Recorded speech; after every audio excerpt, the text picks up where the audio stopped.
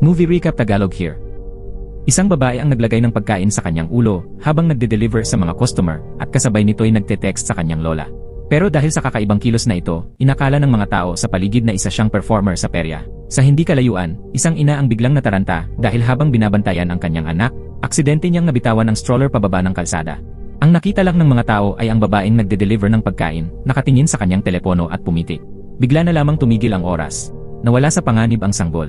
Patuloy na nag-deliver ang babae at muntik nang mabangga ng isang mamahaling sasakyan. Tumayo ang babae na may galit na siyang nagpatakot sa dalawang tao sa loob ng kotse. Tiningnan niya sila gamit ang isang nakakatakot na tingin saka umalis. Ngunit hindi niya alam na ang banggaang iyon ang magiging sumpa niya. Agad na bumaba ang batang amo at ang kanyang sekretarya para habulin siya. Laking gulat nila nang matuklasang mukhang normal lang ang babae at tila walang nangyari. Ang harapan ng kanilang mamahaling sasakyan ay nayupi. Lumabas na isa pala siyang witch. Si Cho Hong ay nakatira kasama ang kanyang lola at tiyahin, pareho rin silang mga witch. Nahuli sa pagde-deliver si Cho Hong, kaya tinapunan siya ng matalim na kutsilyo ng kanyang lola pero madali niya itong naiwasan. Ginamit din niya ang kanyang kapangyarihan para tumulong sa kanyang lola sa paghiwa ng gulay at paghuhugas ng pinggan. Nang marinig niyang may tumatawag sa kanya, bigla siyang napatigil. Natakot siyang baka may makaalam sa kanyang kakayahan.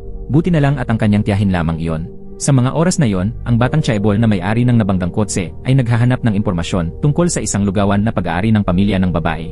Una, para gantihan ito sa pagkasira ng kanyang sasakyan.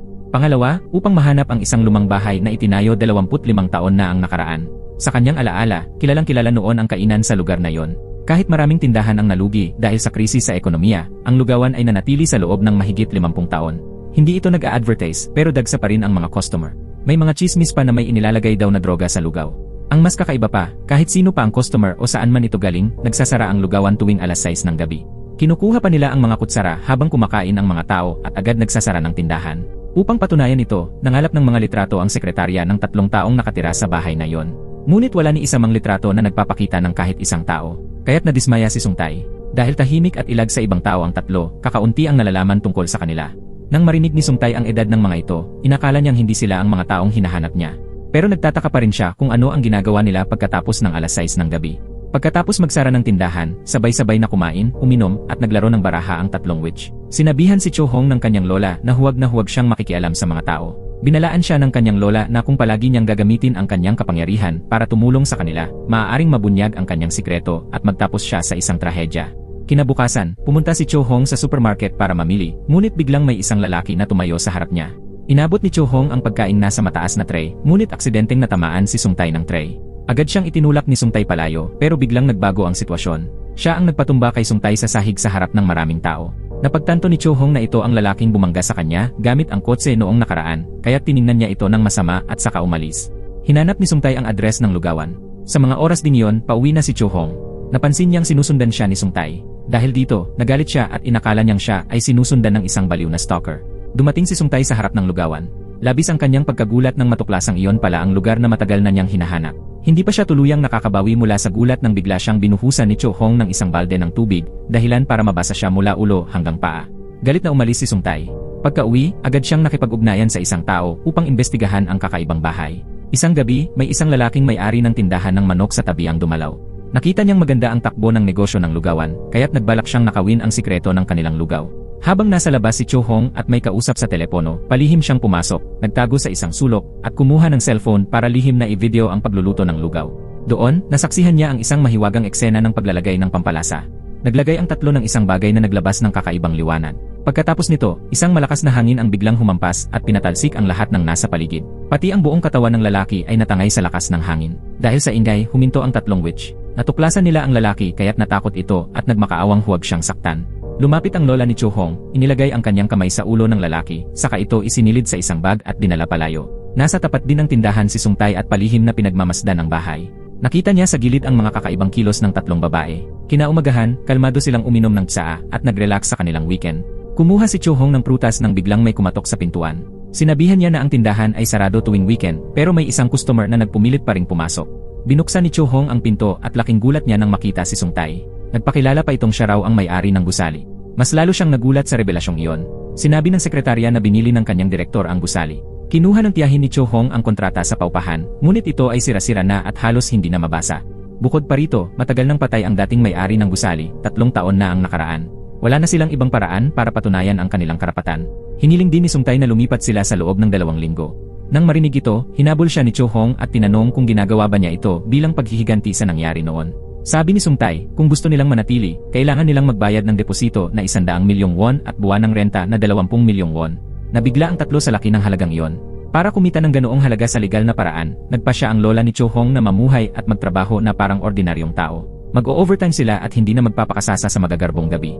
Kahit 50 taon na silang may negosyo, ang kinikita nila ay ginagamit lamang para sa masayang pamumuhay. Sinimulan ng lola at tiyahin ni Cho Hong na mangutang sa bangko. Pero dahil lampas na sila sa tamang edad sa pagtatrabaho at wala ring kolateral, wala ni isang bangko ang pumayag na pautangin sila. Pinagtawanan pa sila ng mga tao roon na siyang ikinagalit ng kanyang lola. Kaya't pinarusahan niya ang mga ito bilang leksyon. Pagkatapos nito, nakipagkita si Cho Hong sa kanyang nobyo, isang empleyado sa bangko. Nakita nitong maayos ang negosyo ng lugawan ng pamilya ni Cho Hong, kaya inakala niyang marami siyang mamanahin mula sa tiyahin nito.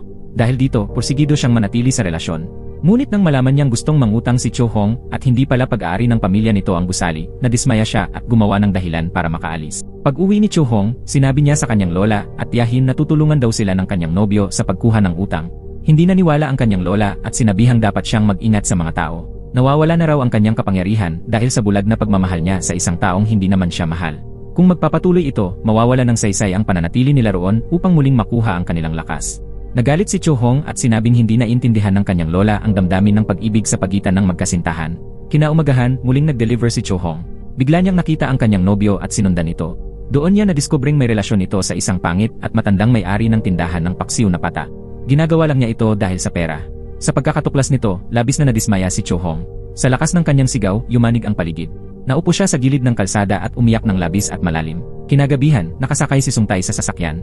Nang makita niya ang malungkot at tulalang anyo ni Cho Hong na naglalakad sa kanyang harapan, agad niyang inutusan ang sekretarya na ihinto ang kotse at saka siya tumakbo upang sundan ito. Sa harap ng isang supermarket, nakita niyang nakaupo si Cho Hong, lasing. Pinayuhan niya itong umuwi pero sinabi ni Cho Hong na ang mga taong katulad niya ay puro masasama kaya dapat siyang mag-ingat. Sabi ni Sung Tae, isa rin siyang tao. Tumayo si Cho Hong at mahinang bumulong, isa akong witch. Labis na nagulat si Sung Tae sa kanyang narinig. Pagkatapos ay bigla na lamang bumagsak si Cho Hong sa lupa. Agad niya itong nyugyog upang gisingin at sinabing hindi siya katulad ng mga nasa pelikula, hindi niya ito bubuhatin pauwi. Pagkalipas ng ilang segundo, nakasakay na si Cho Hong sa likod ni Sung Tae. Nang pumasok sila sa isang madilim na eskinita, biglang nagsisindihan ang mga ilaw sa kalye, bagay na ikinagulat at ikinalito ni Sung Tae. Kinabukasan, paggising ni Cho Hong, pumitik siya at gumamit ng mahika para kumuha ng tubig. Pero sa hindi maipaliwanag na dahilan, wala kahit anong nangyari. Sa parehong oras, dumating si Sung Tae. Ipinapagawa niya kay Cho Hong ang pananagutan sa mga ginawa nito kagabi habang lasing. Bukod sa nasaktan ang kanyang ulo, kinagat din ni Cho Hong ang kanyang paa, at inagaw ang kanyang sapatos at ayaw pa itong bitawan. Nahihiya si Cho Hong at hindi alam ang gagawin, kaya nagdahilan na lamang siya at umalis. Naalala niya ang mga nangyari kagabi at labis siyang nahiya at sinisi ang sarili. Medyo natakot rin siya, kaya palihim siyang umuwi. Nagulat si Cho Hong at nataranta nang malaman niyang nawala ang kanyang witch mark. Ibig sabihin, tuluyan na siyang nawalan ng kapangyarihan bilang isang witch. Dahil hindi siya makapaniwala, palihim siyang pumunta sa kusina at paulit-ulit na sinubukang gumamit ng mahika, pero wala na talaga. Sa mga oras din iyon, dumating ang kanyang tiyahin at pinaalalahanan siya tungkol sa kanyang relasyon sa empleyado ng bangko. Kung ibibigay niya ang lahat ng tiwala niya sa isang tao at kapalit nito ay pagtataksil, mawawala ang kanyang witch mark. Takot na takot si Cho Hong at tinanong ang kanyang tiyahin kung ano ang mangyayari kapag tuluyan nang nawala ang kanyang kapangyarihan. Sagot ng kanyang lola, kapag nawala ang kanyang kapangyarihan, ipapadala siya sa isang madilim, malamig at maruming lugar. Doon, wala siyang magandang alaala. Hindi niya malalaman kung sino siya o nasaan siya. Ang maririnig lang niya ay mga sigaw at mga demonyo. Isang impyerno na mas masahol pa sa kamatayan. Nang marinig ito, kinilabutan at natakot ng labis si Cho Hong. Kinagabihan, palihim siyang pumasok sa bodega upang maghanap ng anumang mahalagang gamit mula sa mga witch. Pagkatapos ay gumawa siya ng paraan upang hindi mahalata ng kanyang lola at tiyahin na nawala na ang lahat ng kanyang kapangyarihan. Nagdahilan si Cho Hong na nais na raw niyang mamuhay bilang isang normal na tao at hindi nagagamit ng mahika sa pagde-deliver ng pagkain. Nang makita ito ng kanyang tiyahin, napansin niyang may kakaiba kay Cho Hong. Pagbalik sa tindahan, nakita ni Cho Hong si Sung Tae na papalapit. May dala itong ilang kontrata para sa kanyang pamilya. Ibababa raw niya ang renta kapalit ng ilang kondisyon. Ang pinakamahalaga, lilipat siya sa gusaling iyon at makikitira sa kanila. Labis itong tinutulan ng lahat. Nais ng tiyahin ni Cho Hong na burahin ang alaala ni Sung Tae at ipadala siya sa ibang bansa, tulad ng ginawa nila noon sa may-ari ng tindahan ng manok. Ngunit sabi ng lola ni Cho Hong, kung patuloy nilang gagawin iyon, lalo lamang silang malalagay sa panganib at baka matuklasan sila. Bukod sa pagtaas ng presyo ng lugaw at pag-overtime sa trabaho, pumayag rin ang lola ni Cho Hong na magpatala at sumagot ng mga panayam upang mas makilala sila at kumita ng mas maraming pera. Sa harap ng maraming tanong mula sa mga tsismosa kung bakit kaya niyang hawakan ang mangkok ng mainit na sabaw ng walang guwantes o magbuhat ng isang sako ng bigas gamit ang isang kamay lang, sinubukan niyang tanggihan at sinabing isa lamang siyang ordinaryong tao na hindi kayang gawin ang mga yon. Pero ipinakita ng mga ito ang litrato bilang ebidensya. Sa larawan, makikitang may dala siyang 10 tray ng pagkain sa kanyang ulo habang nagde-deliver. Naka-high heel si Cho Hong habang hawak ang kanyang telepono at nagte-text. Hindi na napigilan ng kanyang lola ang matinding galit. Hinabol at pinaghahampas niya si Cho Hong na nagdulot ng kaguluhan habang may ginaganap na filming. Pagkatapos, may isa pang aktres na sumubok sa hamon ni Cho Hong. Binuhat niya sa kanyang ulo ang mga tray ng mainit na lugaw habang naglalakad. Ngunit sa kasamaang palad, may mga kasamahan siyang nanabutahe sa kanya. Buti na lang at ginamit ng lola ni Cho Hong ang mahika upang maiwasan ang aksidente. Nagulat si Cho Hong nang makita ang lola niyang gumamit ng kapangyarihan dahil siya mismo ang mahigpit na nagbabawal sa kanya at sa tiyahin niyang ipakita ang kanilang mahika sa mga tao. Kinagabihan, nagdala si Cho Hong ng isang gamit sa harap ng isang pawn shop. Doon, naroroon ang isang dark witch na ipinatapon na dati. Gumagawa siya ng kahit ano kapalit ng kahit anong halaga, wala siyang pakialam sa presyo. Natatakot si Cho Hong na makipagkita sa kanya. Sinabi ni Cho Hong na nawala ang kanyang kapangyarihan at gusto niya itong maibalik. Nang malaman ng dark witch na isa siyang witch, tumawa ito ng malakas. Sa lakas ng tawa niya, nagsimulang bumuo ang maiitim na ulap at kumidlat. Inilabas ni Cho Hong ang isang pilak na plato bilang pambayad. Ngunit hindi siya nito pinansin. Ang gusto ng dark witch ay mga bagay na may emosyonal na halaga sa mga tao. Mga bagay na sa paningin ng tao ay basura, pero para sa kanya, may kakaibang halaga. Nang makita niya ang kwintas na pamana ng ina ni Cho Hong, labis siyang natuwa. Nang hawakan niya ito, nakita niya ang alaala ng ina ni Cho Hong na nasunog sa apoy dahil sa bulag na pag-ibig. Ito ang mga bagay na kinagigiliwan ng dark witch. Para matulungan si Cho Hong na maibalik ang kanyang kapangyarihan, sinabi ng witch na may 3 linggo si Cho Hong upang makuha muli ang kanyang lakas. Kung hindi, unti-unti siyang magiging pangit, mawawala ang lahat ng lakas at kabataan niya. Magiging isang kakilakilabot na nilalang siya at itatapon sa kadiliman. Natakot si Cho Hong at ayaw niyang mangyari iyon. Inilabas ng dark witch ang isang pares ng tengang duwende. Makakatulong ang mga tenga para matagpuan ni Cho Hong ang tunay na pag-ibig ng kanyang buhay. Kapag nakuha niya ang puso ng taong iyon, babalik ang kanyang kapangyarihan nang hindi niya kailangang katakutan ang muling pagkawala nito. Pagkatapos, naglakad si Cho Hong sa kalsada at nakakita ng grupo ng mga gwapong lalaki. Agad niyang isinuot ang tengang duwende at nakinig. Pero ang narinig lang niya ay tunog ng kampana. Sa parehong oras, inilipat na ni Sung Tai ang kanyang mga gamit sa lugawan ni na Cho Hong. Nagpakabit pa siya ng kamera sa kanyang kwarto. Bukod pa rito, nagbigay siya ng ilang malalabong tuntunin. Ngunit mahigpit na ipinagbawal ng lola ni Cho Hong na pumasok siya sa bodega at kusina, mga lugar na pribado para sa kanilang pamilya. Dahil dito, mas lalo pang naghinala si Sung Tai. Samantala, si Jae-wook, isang manunulat ng comics, ay nag-iisip tungkol sa lalaking nakatira sa bahay ni Cho Hong nang biglang dumating ang kanyang ama. Galit na galit ang ama niya nang malaman nitong iniwan niya ang pag-aaral para sa civil service exam upang sundan ang isang hindi malinaw na pangarap. Ngunit nang makita ng kanyang ama ang sinseridad niya, tinanggap at sinuportahan nito ang kanyang nais na tahakin. Pinaalalahanan siya ng kanyang ama na matanda na siya at hindi na niya kayang suportahan ang anak para sa batas. Sa itsura ng kanyang ama, nalungkot din ng labis si Jae-wook. Samantala, nakikipagkwentuhan si Sung Tai sa kanyang sekretarya sa labas ng aksidente niyang makita si Cho Hong na nagtatago at iniiwasan ang isang tao. Hinahanap siya ng kanyang masamang nobyo. Nakita siya nito dahil natapos na ang mga proseso ng pautang na kailangan ng pirma niya. Hindi natuwa si Cho Hong at sinabing itapon na lang ito dahil hindi na niya kailangan. Pero tumanggi ang lalaki dahil maapektuhan daw ang reputasyon niya sa trabaho. Akala pa niya ay gumaganti si Cho Hong dahil sa kanilang paghihiwalay. Ibinunton din niya ng malakas ang sisi kay Cho Hong dahil daw niloko siya nito, wala pala itong mamanahin o anumang pag-aari. Sa harap ng masasakit na salita ng lalaki, taos-pusong sinabi ni Cho Hong na nagpapasalamat siya sa kanya dahil kahit paano naranasan niyang magmahal. Ngunit hindi na sana siya nagsinungaling tungkol sa isa pang babae dahil sa kasinungalingang iyon ay nawala na sa kanya ang lahat. Gayunman, hiling pa rin ni Cho Hong na sana ay tinrato siya nito ng maayos noon. Mariing itinanggi ito ng lalaki. Pinilit pa niya si Cho Hong na hindi makansela ang kontrata. Ngunit buong paninindigan pa rin siyang tinanggihan ni Cho Hong. Sa puntong iyon, napansin ni Sung Tai na may mali sa sitwasyon kaya hindi na siya nakatiis at sinuntok ang masamang lalaki. Pagkatapos nito, nilapitan at hinila niya si Cho Hong palayo. Dahil sa ginawa ni Sung Tai, hindi naging komportable ang pakiramdam ni Cho Hong. Sinabi niya rito na huwag makialam sa kanyang mga problema. Sagot ni Sung Tai, ayaw din naman daw niyang makialam. Pero may mga dahilan kung bakit kailangan niyang makialam. Nalaman daw niya na sa gabi ng insidenteng iyon, nasasaktan siya dahil sa lalaking iyon. Hiling niya na sana ay huwag na siyang gumawa ng bagay na magpapagulo pa sa kanya. Umalis na si Sung Tai, iniwang naguguluhan si Cho Hong na hindi alam kung ano ang mararamdaman. Nag-uwian ng dalawa na may masamang loob sa isa't isa. Napansin agad ng tiyahin ni Cho Hong na tila nag-away sila. Sa kabilang banda, nagsimulang magduda ang tiyahin ni Cho Hong kay Sung Tai nang biglaan nitong gustong makitira sa kanila. Sabi naman ng lola ni Cho Hong, masyado lang nag-iisip ang tiyahin. Wala raw kasing kalayaan si Sung Tai na bumili ng sariling bahay. Samantala, hindi makatulog si Cho Hong habang hawak ang kanyang tengang duwende nang makarinig siya ng kaluskos sa labas. Ngunit nang buksan niya ang pinto, wala namang tao. Si Sung Tai pala ang gumawa ng ingay. Pumunta siya sa bodega ng pamilya ni Cho Hong, ngunit nakalock ito ng mahigpit. Sa sandaling iyon, may biglang sumulpot na alaala sa kanyang isipan, isang eksena kung saan may lalaking nakaitim na may bitbit na batang sugatan, ngunit hindi niya alam kung ano ang totoong nangyari. Kinabukasan, napansin ni Cho Hong na bumabagsak na ang kanyang itsura dahil sa pagkawala ng kanyang kapangyarihan bilang witch. Abala siya sa pag-aayos ng sarili para sa isang mahalagang misyon. Pagbukas pa lang niya ng pinto, muli na naman niyang nakasalubong si Sung Tai. Puno ng pagkapuot ang mga mukha ng lahat. Wala ni isa mang nagbigay daan sa hagdan. Si Sung Tai ay inasikaso ni na Lola at tiyahin niya para sa almusal. Isang mesa na puno ng masasarap na pagkain. Ngunit sinabi pa rin ng lola ni Cho Hong na wala raw pagkain, kaya't labis na nagtaka si Sung Tai.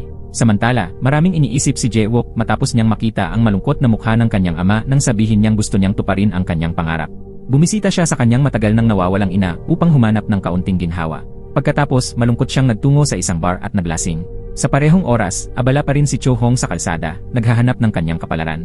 Gamit niya ang tengang duwende mula umaga hanggang gabi. Nang mapagod na ang kanyang mga binti, naupo siya para hintayin ang bus pauwi. Sa bus, nakita siya ni Jae-wook at agad siyang tinawag. Umupo siya sa bakanting upuan at pinaupo si Cho Hong. Dahil sa pagiging masigla ni Jae-wook, hindi na siya nakatanggi. Tinanong ni Jae-wook si Cho Hong kung sino ang lalaking nakikitira sa bahay nila. Pinayuhan ni Jae-wook si Cho Hong na palayasin ang lalaki. Pero bago pa man makapagpaliwanag si Cho Hong, nakatulog na si Jae-wook dahil sa kalasingan. Dahil sa kagwapuhan ni Jae-wook, hindi mapigilang titigan siya ni Cho Hong. Bigla na lamang niyang isinandal ang ulo sa balikat ni Cho Hong. Dahil dito, kinailangan niyang buhatin ang lasing na lalaki pauwi sa bahay nito. Hindi na niya alam kung ilang taon ang nadagdag sa kanya sa pag-aalaga sa lalaking ito. Nang marinig niya itong bumubulong tungkol sa pagkadismaya sa buhay, nagalit siya. Akala niya ay tulog na ito pero gising pa pala kaya nasayang ang pagod niya. Ngunit nang makita niya ang miserable nitong itsura, hindi na rin niya kayang sisihin ito. Tinanong ni Jae-wook kung dapat na ba niyang bitawan ang pangarap para lang tuparin ang responsibilidad niya bilang anak. Pinayuhan siya ni Cho Hong na ipagpatuloy ang kanyang pangarap habang may apoy pa siya sa puso para rito. Lumitaw ang isang romantikong tagpo nang bigla niyang hawakan ang tengang duwende ni Cho Hong. Tinanong niya kung pusit ba ito na pinatuyo.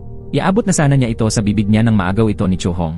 Nagpang-abot at natumba ang dalawa, nagpatong sa isa't isa. Sa mismong sandaling iyon, dumating si Sung Tai sa bahay ni Jae-wook dahil sa isang patalastas. Laking gulat niya nang makita ang eksenang iyon. Sinabi niyang baka istorbo raw siya sa kanilang dalawa. Pagkatapos, umalis siya. Labis ang galit sa mukha ni Sung Tai nang makita si Cho Hong. Paulit-ulit niya itong pinagsabihan na para raw itong taong mahilig makipaglaro sa damdamin ng iba. Kakapanaghoy lang daw niya kamakailan, ngayon ay masaya na ulit sa piling ng ibang lalaki. Hindi raw niya alam kaya siya nag-aalala na parang chismosa. Dahil sa matatalim na salita ni Sung Tai, tinanong siya ni Cho Hong kung gusto ba siya nito. Tama ba? Kaya siya nagagalit nang makita siyang nakipaghiwalay. Kung gusto niya siya, dapat sinabi niya agad sa halip na maghanap pa ng dahilan para makipagtalo. Isa pa, hindi naman siya ang tipo ni Cho Hong. Dahil tinamaan sa kahinaan, hindi ito maamin ni Sung Tai. Patuloy siyang humabol kay Cho Hong habang sumisigaw na hindi raw ito ang tipo ng babae na gusto niya. Habang pinagmamasdan ng sekretarya at ni Jae-wook ang eksena mula sa itaas, hindi nila maintindihan ang nangyayari. Hindi makatulog si Sung Tai dahil sa tanong ni Cho Hong. Paulit-ulit iyong pumapasok sa kanyang isip, gusto mo ba ako? Kinabukasan, habang naglalakad si Cho Hong sa kalsada, nakita siya ng sekretarya ni Sung Tai at binanggit ito sa kanya, dahilan upang siya'y mainit. Sinabi pa niyang wala siyang gusto kahit kanino. Samantala, napansin ng lola at tiyahin ni Cho Hong na may makapal na makeup ito at may uban na sa buhok. Kaya agad nila siyang hinila papasok ng kwarto. At tama nga, naglaho na ang marka ng rosas ng witch sa katawan ni Cho Hong. Labis itong ikinabahala ng dalawa. Nakita rin nila ang tengang duwende ng Dark Witch. Wala na silang ibang paraan. Kaya sinabi ng lola ni Cho Hong na kailangan nitong hanapin ang lalaking itinakda ng tadhana at halikan ito. Sa oras na yon, muling lilitaw ang marka ng rosas. Kapag nakuha ni Cho Hong ang puso ng lalaking iyon, hindi na siya kailanman matatakot sa pagtataksil o pagkawala ng kanyang kapangyarihan. Nauubos na ang oras para sa kagandahan ni Cho Hong, kaya lumabas siya para hanapin ito. Sa mga oras na yon, naglalakad si Jae-wook at natanaw niya si Cho Hong. Tinawag niya ito at sinabing huwag umalis dahil lalapitan niya ito. Habang papalapit na ang dalawa sa isa't isa, nagsimulang tumunog ang tengang duwende ni Cho Hong. Ang kanyang kapalaran ay dumating na, kaya lubos siyang nagulat.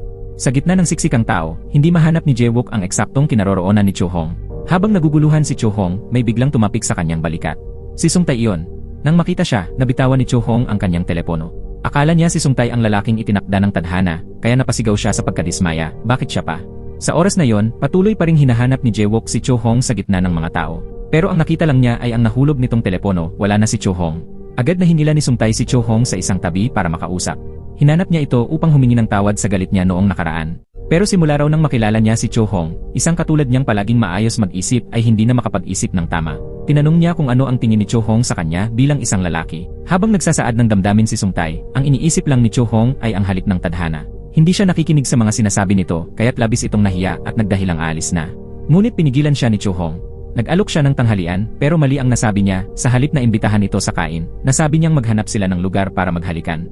Napakailap ng atmosfera, kaya hindi alam ni Sungtay kung anong gagawin. Nagkunwari siyang sumagot sa tawag ng sekretarya at sinabing may bigla ang mahalagang lakad. Agad siyang umalis kahit sinabi ng sekretarya na wala namang kagyat na bagay. Nang makaupo si Sungtay sa kotse, hindi pa rin siya matahimik sa pag-amin niya kay Cho Hong. Hindi niya matanggap ang kahihiyang ginawa niya kaya napasigaw siya. Napatakot tuloy ang sekretarya. Tinanong ng sekretarya si Sungtay kung anong nangyari. Sumagot si Sungtay, ano bang tingin mo sa akin? Lalong uminit ang ulo ni Secretary Kim sa tanong na yon. Samantala, umuwi si Cho Hong na mabigat ang pakiramdam. Nakalunok pa siya ng patis imbes na tubig. Natuwa ang kanyang lola at yahin nang malamang si Sungtay ang itinakdang lalaki sa tadhana ni Cho Hong. Pero agad siyang tumutol at sinabing hindi maganda ang relasyon nila. Nag-aaway sila, nagtatalo at minsan pa'y kinagat niya ito. Nang marinig ito ng kanyang lola, galit na galit siya. Kailangan daw nilang planuhin kung paano hahalikan ni Cho Hong si Sungtay sa unang pagkakataon. Sa mga oras din yon, dumating si Jae-wook upang hanapin siya. Pagkakita sa kanya, agad siyang niyakap ni Jae-wook at sinabing labis siyang nag-alala. Ibinigay niya rin ang naiwang telepono ni Cho Hong. Akala raw niya ay dinukot ito.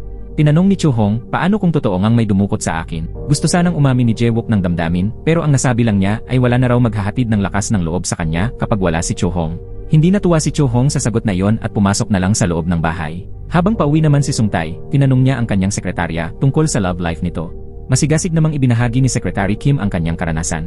Noong una raw ay hindi sila magkasundo ng partner niya. Pero saan man sila magpunta, lagi silang nagkikita. Palagi rin niya itong iniisip at inaalala. Doon niya napagtanto na mahal na pala niya ang taong iyon. Unti-unting napagtanto ni Sungtay na may nararamdaman din siya para kay Cho Hong. Sa bahay, naghanda ang tatlo ng isang romantikong hapunan para kina Cho Hong at Sungtay. Pero gabi na siyang dumating. Naghintay pa rin ang tatlo na may pilit na mga ngiti sa mukha.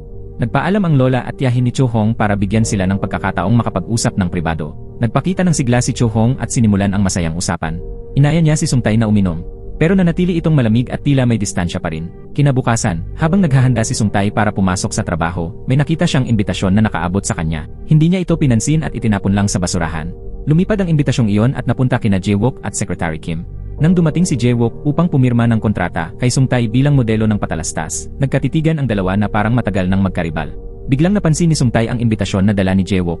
Kaya kinanselan niya ang lahat ng kanyang gawain upang pumunta sa Courage Restaurant para dumalo sa ika-50 anibersaryo ng party para sa mga VIP na customer. Pero sa totoo lang, isa lamang itong dahilan upang matulungan si Cho Hong na mapabilis ang pagkakaroon ng kanyang unang halik. Nang makita ni Sungtay si Jae-wook na napakagwapo sa hitsura, nakaramdam siya ng pag-aalinlangan kung paano tutugon. Hindi rin makakurap ang dalawa nang makita si Cho Hong sa kanyang napakagandang ayos. Nagsimula ang selebrasyon sa isang masayang salu-salo. Sa mesa, laging inaalagaan ni Jae-wook si Cho Hong, kaya labis itong ikinainis ni Sungtay. Pagkatapos kumain, inanunsyo ng lola ni Cho Hong na maglalaro sila ng mga palaro upang manalo ng napakahalagang mga premyo. Nagpahayag si Sungtay na ayaw niyang sumali, na siyang ikinatuwa ng sekretarya. Dahil sa mga premyo at pera, sumama ang sekretarya ni Sungtay para makakuha ng pondo para sa kanyang pagpapakasal. Nang marinig ni Sungtay ang mga sinabi ng kanyang tauhan, nagalit siya. Nagpasya siyang seryosohin ang laro laban sa sekretarya. Unang laro ay bunutan ng bola para sa paghati ng koponan. Siyempre, ayon sa plano, magkapareha sina Cho Hong at Sungtay, habang sina Jae-wook at Secretary Kim naman ang magkapareha. Magkakampi rin sina Cha at lola ni Cho Hong, at nagsimula ang unang laro, ang pagkain ng cake stick. Dahil sa kagustuhang manalo ng premyo, agad na nagsimula si Secretary Kim sa pakikipaglaro kasama ang kanyang kakampi. Sa kabilang banda, sinubukan din manalo ni Sungtay kasama si Cho Hong. Nagkatinginan silang dalawa ng malapitan. Biglang nabigla sila sa sigaw ni Secretary Kim. Para hindi manalo si Secretary Kim, sinubukan ni na Lola at siya ni Cho Hong na paikliin ang cookie stick upang mapanalunan ang laro. Sa ikalawang laro, kailangang tumayo sa isang dyaryo na paliit ng paliit ang sukat. Kung sino ang matalo, kailangan nilang maghalikan bilang parusa. Sinubukang hipa ni Cho Hong ng mahika ang tenga ni Sungtay para matalo agad ito. Ngunit bago pa sila matalo, natakot si Jae-wook na baka may mahalikan si Cho Hong. Kaya kunwari siyang nagpumiglas upang matalo ang kanilang grupo. Ang ginawa niyang ito ay labis na ikinainis ni Secretary Kim na ubod ng ambisyon. Sa larong iyon, sina Lola at siya ni Cho Hong pa rin ang nanalo. Umabot na sa huling solusyon ang tatlong witch. Sa ikatlong laro, kailangang uminom ng isang basong beer sa pinakamaikling oras ang bawat kinatawan ng koponan. Nilagyan pa ng Lola ni Cho Hong ng kaunting magic kiss ang baso ni Sungtay. Ngunit bago pa magsimula, napansin ni Secretary Kim na hindi pantay ang laman ng beer sa bawat baso. Kaya sinubukan niyang agawin ang baso ni Sungtay dahil iyon ang may pinakakaunting laman. Kahit na pinipigilan siya ng lahat, hindi pa rin nakaya ang matinding kagustuhan ni Secretary Kim na manalo. Dahil dito, nalasing siya at paulit-ulit na sinasabing mahal niya si Sungtay. Akala naman ni na Lola at siya ni Cho Hong na talagang hindi gusto ni Sungtay si Cho Hong, at halata naman daw ito. Pero sa panig ni Sungtay, habang iniisip ang mga sandaling kasama niya si Cho Hong ngayong araw, sobra siyang natuwa. Nang hating gabi, gumapang siya palabas ng kwarto upang may hanapin. Bigla siyang nadapa sa hagdan at nawalan ng malay. Agad na lumabas si Cho Hong at ang iba pa, at nang makita nila si Sung Tae, labis silang nagpanik. Gusto sanang utusan ni Lola si Tian ni Cho Hong na kumuha ng gamot at gisingin si Sung Tae, ngunit napagtanto nilang wala itong malay. Ito na ang magandang pagkakataon para halikan ni Cho Hong si Sung Tae at maibalik ang marka ng rosas. Nagsimulang mag-agawan ang tatlo. Sa gitna ng kaguluhan, biglang nagising si Sung Tae at napasigaw. Ipinaliwanag ni Cho Hong na layunin lang niyang mag-CPR upang iligtas siya. Nag-inat si Sung Tae at tumayo, pero dahil sa pagkakahulog, na-sprain ang kanyang paa. Habang nasasaktan, bigla niyang nakita ang isang pamilyar na bola ng baseball. Samantala, inaalala ng ina ni Sung Tae ang mga pangyayari 20 taon na ang nakaraan. Nakidnap noon si Sung Tae sa isang aksidente at ilang araw nawala. Nang matagpuan siya, wala na siyang maalala tungkol sa nangyaring pagkidnap. Ang sugat sa kanyang dibdib ay tuluyang nawala. Pero simula noon, lagi na siyang nananaginip ng masama. Sa loob ng maraming taon, sumailalim siya sa psychological therapy. Dahil nakikitira siya ngayon sa isang lugawan, habang hinahanap ang mga bagay sa kanyang panaginip, galit na galit ang kanyang ina. Lalo na ngayon na nasugatan pa ang kanyang paa. Kaya pinayuhan siya ng ina na itigil na ito at umuwi na. Ngunit sabi ni Sung Tae, kaunti na lang at nangakong babalik din pagkalabas niya ng kwarto. Inakala ng kanyang ina na ang 3 miyembro ng pamilya ni Cho Hong ay mga katulong. Kaya iniutos niya kay Secretary Kim na palitan sila ng mas bata at mas kaaya-aya dahil masyado raw silang pangit. Nang marinig iyon, labis na nagalit ang tatlo. Samantala, nag-aalala si Lola ni Cho Hong na baka mabunyag ang kanilang pagkakakilanlan dahil sa dami ng taong parot parito. Kaya iminungkahi niyang kapag nakuha na ni Cho Hong ang kapangyarihan sa pamamagitan ni Sung Tae, dapat nilang paalisin ito sa bahay. Agad namang tumutol si Cho Hong at sinabing siya ang may-ari ng bahay. Pero sagot ng kanyang lola, hindi siya dapat makialam sa pag-ibig ng mga tao. Pagkatapos nito, dinalhan ni Cho Hong si Sung Tae ng lugaw sa kanyang kwarto. Nang makita niya itong natutulog, hindi niya pinalampas ang pagkakataon na halikan ito. Pero bigla siyang dumilat at nahuli siya sa aktong iyon. Pinahiga niya si Cho Hong at sinabi na kahit pamukha siyang madaling makuha, para sa kanya, ang halik ay simula ng isang pag-ibigan. Kapag tama ang tao para sa kanya, saka lamang magkakaroon ng kahulugan ang simula na yon. Agad siyang kinutya ni Cho Hong at sinabing hindi siya marunong humalik kaya gumagawa lang siya ng palusot sa kanyang kahinaan. Pagkatapos ay tumalikod siya at umalis, dahilan upang maiwang frustrated si Sung Tae. Ngunit paglabas niya, nakaramdam si Cho Hong ng hiya sa sarili sa kanyang ginawa. Dinalhan niya ng lugaw si Jae-wook. Tinanong niya ito kung paano ba malalaman kung paano nabubuo ang pag-ibig at paano niya makakamit ang pagmamahal ng isang lalaki. Nagkunwari si Cho Hong na may dahilan sa kanyang tanong at humingi ng tulong. Sinabi ni Jae-wook na basta maramdaman ng lalaki na may damdamin siya para sa babae, kahit anong gawin nito, mahuhumaling siya rito. Gaya ng nararamdaman niya para kay Cho Hong. Ngunit hindi niya napapansin ang nararamdaman nito para sa kanya. Nang marinig iyon, nalungkot si Cho Hong at inisip na wala na siyang pag-asa na makuha ang puso ni Sung Tae dahil palagi siyang malamig sa kanya. Pero nang maisip niya ang posibilidad na mabuhay sa isang madilim na impyerno at pangit na anyo, kahit gaano pa yon kahirap, kailangan niyang subukan. Nang gabi, lumabas si Sung Tae upang hanapin ang baseball na nakita niya noong nakaraang gabi. Ngunit laking gulat niya nang makita ang itsura ni Tian ni Cho Hong, kaya napahandusay siya sa sahig. Kinabukasan, dumating si Secretary Kim upang iulat ang mga nangyayari sa kumpanya dahil pansamantalang hindi makakapasok si Sung Tae dulot ng kanyang pinsala. Bukod pa rito, may mahalagang impormasyon na ibinahagi si Secretary Kim. Ayon sa kanyang pagsisiyasat, hindi kailanman nabago ang lasa ng lugawan sa loob ng 50 taon at hindi pa ito nagsara maliban tuwing weekend. Ngunit 25 taon na ang nakaraan, nagkaroon ng isang eksepsyon. Isang araw itong nagsara. Umulan noon at ang taong nagligtas kay Sung Tae sa aksidente ay nasa ospital pa rin. Naganap din ang aksidente malapit sa lugawan. Sa pag-ugnay ng mga kakaibang pangyayari at alaala ni Sung Tae, napagpasyahan ni Secretary Kim na hindi ito isang ordinaryong lugawan. Maraming nawawalang tao at may mga bagay na walang pinagmulan. Labis na natakot si Secretary Kim at inisip na baka ito ay isang lugar ng human trafficking. Patuloy pa ring masakit ang paa ni Sung Tae. Sa mga oras na yon, pumasok si Lola ni Cho Hong dala ang lugaw, ngunit natakot na baka makita ang mga larawan ng investigasyon. Kaya tinakpan agad ito ni Secretary Kim gamit ang sarili niyang katawan. Nang balak na ni Lola lagyan ng halamang gamot ang paa ni Sung Tae, agad siyang pinigilan ni Secretary Kim. Mahinang bumulong si Secretary Kim na baka delikado ito at paulit-ulit na hinaharangan ang pangangalaga ni Lola kay Sung Tae.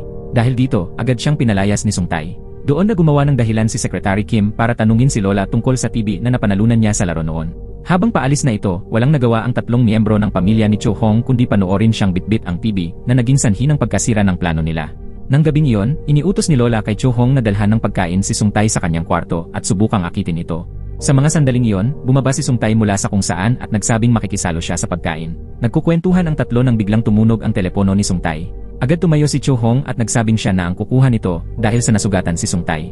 Pagpasok niya sa kwarto, nakita ni Cho Hong ang mga larawan at dokumento tungkol sa kanilang lugawan, mga ebidensyang nagpapakitang pinaimbestigahan siya ni Sung Tae.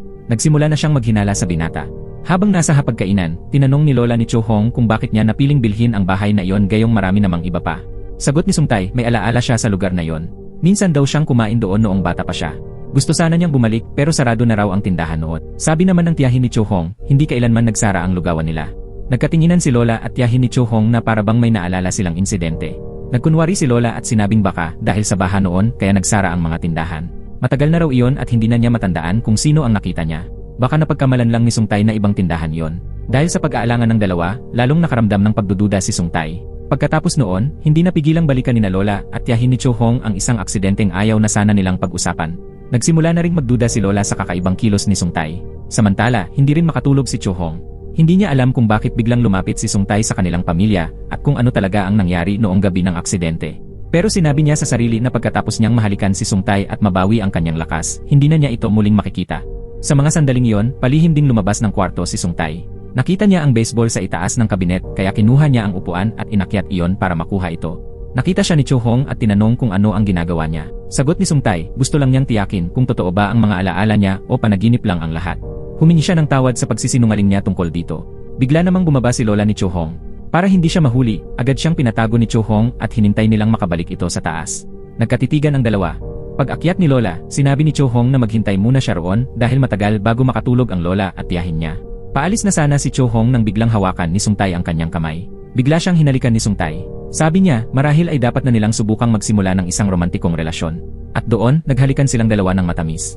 Samantala, sa taguan ng Dark Witch, biglang nabasag ang isang mahiwagang potion. Nang makita ito, napagtanto niyang may masamang nangyari. Matapos ang romantikong halikan noong gabi, masayang kumakanta at sumasayaw si Cho Hong kinaumagahan. Akala ng Lola at tiyahin ni Cho Hong na unti-unti nang nawawala ang kapangyarihan nito kaya baka nababaliw na ang isipan niya. Sinabihan nila si Cho Hong na samantalahin ang pagkakataon para makakuha ng halik mula kay Sungtay. Masayang sinabi ni Cho Hong na kahapon lang ay nahalikan na niya ito ng simple lang. Pero naalala niya ang sinabi ng kanyang lola na pagkatapos nilang samantalahin si Sungtay ay palalayasin nila ito kaya nagkunwari siyang may ibang dahilan. Samantala, tinanong ni Sungtay si Cho Hong kung mahimbing ang tulog niya kagabi. Dahil natatakot siyang mabisto sila, nagkunwari siyang nagalit at sinisi si Sungtay sa pagiging sobrang maalaga, tapos pumasok siya sa kwarto. Hindi alam ni Sungtay kung ano ang naging kasalanan niya, pero dahil sa malamig na pakikitungo ni Cho Hong, nainis siya at umalis. Naiwang nagkatinginan at napabuntong hininga ang lola at tiyahin ni Cho Hong. Palihim na dinalhan ni Cho Hong ng almusal si Sungtay sa kanyang kwarto. Naguluhan si Sungtay sa pagbabago ng kilos ni Cho Hong ngayong umaga. Ipinaliwanag niya na gusto niyang panatilihin lihim muna ang kanilang relasyon. Bago pa makapagtanong si Sungtay, dumating ang tiyahin ni Cho Hong na may dalang almusal rin, iniisip na baka gutom na si Sungtay. Nagtago si Cho Hong sa likod ng pinto, ngunit hindi sinasadyang nasalpok ng tiyahin niya, dahilan upang dumugo ang ilong niya. Pagkakita ng tiyahin ni Cho Hong sa pagkain nasa mesa ni Sungtay, nagalit ito at inakalang palihim siyang kumakain nang hindi nagsasabi, kaya galit na bumaba ito. Pag-alis ng tiyahin niya, dali-daling lumapit si Sungtay para punasan ang dugo sa ilong ni Cho Hong. Hindi naman siya nasaktan, bagkus ay ngumiti pa siya ng masaya. Sa mga sandaling iyon, aksidenteng nakita ni Sungtay ang kumikislap na marka ng rosas sa kaliwang dibdib ni Cho Hong, pero natakpan ito ng buhok niya. Naalala ni Cho Hong ang halik nila ni Sungtay. Sinubukan niyang pumikit at pumitik ng daliri para gamitin ang mahika, pero walang nangyari. Agad siyang tumingin sa salamin at napansing hindi pa naman gaanong nagbago ang kanyang kagandahan. Nagtanong siya sa kanyang lola kung kailangan pa ng oras bago bumalik ang kanyang kapangyarihan matapos ang halik. Sabi ng lola niya, agad na bumabalik ang kapangyarihan kung nahalikan niya ang nakatadhanang tao para sa kanya. Pagkarinig nito, labis na nalito si Cho Hong, pero pinilit pa rin niyang huwag ipahalata sa tiyahin at lola niya. Samantala, nakatanggap ng mensahe si Cho Hong mula kay Sungtay. Nagpadala ito ng maraming tuntunin ukol sa kanilang pakikipag-date. Pagkabasa niya nito, inisip ni Cho Hong na marahil ay hindi pa ito nagka-girlfriend. Para daw itong nag-utos sa mga tauhan niya. Tumanggap din siya ng mensahe mula kay Jaewook. Lagi nitong iniisip na sila ay magkasintahan, pero hindi naman siya pinapansin ni Cho Hong. Sa mga oras na yon, nakatanggap ng tawag si Sungtay mula sa kasambahay. Matagal na niyang ipinagkatiwala sa isang tao sa ospital ang pag-aalaga sa isang lalaki, ang driver na siyang nagligtas kay Sungtay noong aksidente. Ito rin ang tanging taong nakakaalam ng nangyari noong panahong iyon, pero mula nang maaksidente, 25 taon na siyang walang malay at hindi pa nagigising. Samantala, sa bahay, pakiramdam ng lola at tiyahin ni Cho Hong ay nauubos na ang oras niya. Nagmadali silang gumawa ng mahiwagang potion para mahalikan ni Sungtay si Cho Hong. Para mapabilis ang epekto, gumawa sila ng sobrang tapang na timpla na maaaring makaapekto sa kanyang mga nerves. Nang marinig ito, labis na nag-alala si Cho Hong. Patuloy siyang nagbigay ng senyas kay Sungtay habang sinusubukan ng kanyang lola at tiyahin na ipainom sa kanya ang tsaa, pero hindi ito pinansin ni Sungtay. Sa halip, inimbitahan niya si Cho Hong sa kanyang pribadong silid para makausap. Humingi siya ng paumanhin sa kanya dahil sa isang pagpupulong na naging dahilan ng kanyang pagkahuli. Tinanong niya si Cho Hong tungkol sa mga patakaran ng kanilang pakikipag-date. Pinuna ni Cho Hong ang kanyang pagiging masyadong istrikto. Pinaikot ni Cho Hong ang usapan at binanggit ang pangalan ng kanyang dating kasintahan na naging dahilan para magselos at magalit si Sungtay. Nang makita niya ang selos sa mukha nito, hindi na napigilan ni Cho Hong ang sarili at siya na mismo ang nagbigay ng halik. Gumanti rin ang halik si Sungtay. Sa labas ng silid, balak sanang dalhan ng lugaw ng lola at tiyahin ni Cho Hong si Sung Tai, pero hindi sinasadyang nakita nila ang eksenang iyon. Tahimik nilang isinara ang pinto para bigyan ng kaunting pribadong oras sina Cho Hong at Sung Tai. Naisip ni Cho Hong na natapos na niya ang kanyang misyon na maibalik ang kanyang kapangyarihan bilang isang witch. Kinabukasan, nag-deliver si Cho Hong ng lugaw habang iniisip kung kailan babalik ang kanyang kapangyarihan. Sa parehong oras, nakatanggap siya ng text mula kay Sung Tai tungkol sa kanilang tagpuan. Alas 6 ng gabi ang usapan, kaya masayang umiti si Cho Hong. Tumingin siya sa maliwanag na araw at naramdaman niyang mas mainit ang panahon kaysa karaniwan. Bigla siyang nahimatay, dahilan para magpanik si Jae-wook. Hindi niya alam kung paano ito gisingin. Nang makita niyang hindi na humihina si Cho Hong, hindi siya nagdalawang isip. Agad niyang isinagawa ang artificial respiration bilang paunang lunas. Matapos nito, agad niya itong dinala sa ospital para sa emergency treatment. Paulit-ulit niyang sinabi sa doktor na bigla na lang itong nawalan ng malay. Maputla ang mukha ni Cho Hong. Huminto ang tibok ng kanyang puso at paghinga, kaya lubos na nag-alala si Jae-wook. Pero ayon sa doktor, normal ang lagay ng kanyang katawan. Pagkaalis ng doktor at ni Jae-wook, biglang nagliwanag ang katawan ni Cho Hong. Pati ang mga ilaw ay kumikislap. Unti-unting bumalik ang kanyang sigla at kagandahan. Dahil sa labis na pag-aalala, hiniling ni Jae-wook na muling suriin ang kalagayan ni Cho Hong. Ngunit nang makita nila ang masigla at batang itsura ni Cho Hong, pareho silang nagulat. Samantala, nasa lugar ng tagpuan si Sung Tai at hinihintay ang pagdating ni Cho Hong, pero hindi siya dumating. Tinawagan niya ito pero hindi sumagot. Naiwan kasi ni Cho Hong ang kanyang cellphone sa balcony ni Jae-wook noong siya ay nahimatay. Pagka-uwi mula sa ospital, labis pa rin ang pag-aalala ni Jae-wook para kay Cho Hong. Sinabi niya rito na labis siyang natakot sa nakita niya. Nagpasya siyang ipagtapat ang kanyang nararamdaman at sinabing inabot siya ng 2 taon bago niya napagtanto na gusto niya si Cho Hong. Magka-eskwela sila noong bata pa sila, pero lumipat ng paaralan si Cho Hong kaya wala siyang maalala tungkol sa kanya. Tuwing inaapi si Jae-wook ng kanyang mga kaibigan, si Cho Hong ang laging tumatayo para ipagtanggol siya. Sinabi ni Jae-wook sa kanya na pag-isipan itong mabuti at hihintayin niya ang kanyang sagot. Pagkatapos ay tinukso ni Jae-wook si Cho Hong at masaya silang naghabulan sa harap ng bahay. Hindi sinasadyang nakita ni Sung Tai ang eksenang ito. Galit na bumaba siya ng sasakyan at tinawag si Cho Hong. Pinagalitan ni Jae-wook si Sung Tai dahil sa ugali nitong parang inuutusan si Cho Hong. Sinabi ni Sung Tai kay Cho Hong na ipaliwanag kay Jae-wook kung ano talaga ang relasyon nila. Pagkatapos ay galit na pumasok siya sa bahay. Humingi ng paumanhin si Cho Hong kay Jae-wook at sinabing dapat na siyang umuwi. Pagkatapos ay pumasok si Cho Hong sa silid ni Sung Tai. Nang makita siya nito, galit na galit ito at sumigaw ng malakas. 3 oras daw siyang naghintay sa kanya. Dahil sa sikreto sa pagitan nila, hindi siya makapagtanong sa lola at tiyahin ni Cho Hong. Pero ang nakita pa niya ay ang paglalambingan nila ng ibang lalaki. Hindi niya matanggap ang anumang paliwanag mula kay Cho Hong. Kung patuloy siyang magpapadala sa damdamin, dapat na nilang pag-isipan muli ang kanilang relasyon. Nasaktan si Cho Hong sa sinabi niya. Hindi na siya nagpaliwanag pa at galit na umalis papunta sa kanyang silid. Sakto namang narinig ni Sung Tai ang usapan ng lola at tiyahin ni Cho Hong na nawalan siya ng malay at may ibang tumulong sa kanya. Doon ay nagsisi si Sung Tai sa mga nasabi niya kanina, kaya pumunta siya sa harap ng silid ni Cho Hong. Ngunit nakita ng lola at tiyahin ni Cho Hong ang kanyang mga kilos. Kinagabihan, nakaupo si Cho Hong at nagsusuklay ng buhok. Hindi sinasadyang pinitik niya ang kanyang mga daliri para makuha ang suklay. Biglang napansin ni Cho Hong na bumalik na ang kanyang kapangyarihan. Masaya siyang sumigaw sa tuwa. Kinaumagahan, sabay-sabay silang kumain ng agahan. Nagtanong si Sung Tai kay Cho Hong kung ayos na ba siya, pero nagkunwaring galit si Cho Hong at tumayo para pumasok sa kanyang silid. Hindi nag-atubiling sundan siya ni Sung Tai. Nagkatinginan ng lola at tiyahin ni Cho Hong sa pagkalito. Tinanong ni Sung Tai kung ano ang dapat niyang gawin para mapatawad siya ni Cho Hong. Sinabi ni Cho Hong na gusto niyang makita itong kumanta at sumayaw para sa kanya. Kahit anong pilit ni Sung Tai, ang alam lang niya ay ang pambansang awit at isang kantang ginagamit sa militar. Nang makita ni Cho Hong ang kakulitan ni Sung Tai, hindi na siya nagtagal sa pagkainis. Yumakap siya dito at humingi ng paumanhin dahil pinakaba niya ito. Mahigpit silang nagyakapan ng puno ng tamis. Samantala, iniiwasan pa rin ni Cho Hong si Jae-wook kahit laging nagpapakita ito ng malasakit sa kanya. Sinabi pa ni Jae-wook na parang witch si Cho Hong dahil naakit nito ang kanyang puso. Noong bata pa sila, isang pitik lang ni Cho Hong ng daliri at agad nasasaktan ang mga nambubuli sa kanya. Kahit wala siyang natandaan kay Jae-wook pagkalipas ng panahon, si Jae-wook ay palaging humahanga sa kanya. Sinabi ni Jae-wook na nakatadhana talaga sila ni Cho Hong para sa isa't isa. Ikinuwento rin niya ang halik ng bigyan niya ito ng CPR upang mailigtas siya. Sa sandaling iyon, naalala ni Cho Hong ang goblin ears na tumitili tuwing malapit si Jae-wook sa kanya at ang pagbabalik ng kanyang kapangyarihang pang-witch matapos siyang halikan nito. Bigla niyang napagtanto na si Jae-wook ang kanyang itinadhana. Kaya't pumunta si Cho Hong sa Dark Witch at ikinuwento ang kanyang karanasan. Tinanong niya kung posible bang mahalin ang isang taong hindi niya kapalaran. Ngunit sinabi ng Dark Witch na mahirap tanggapin ng mga tao ang pagkakaiba.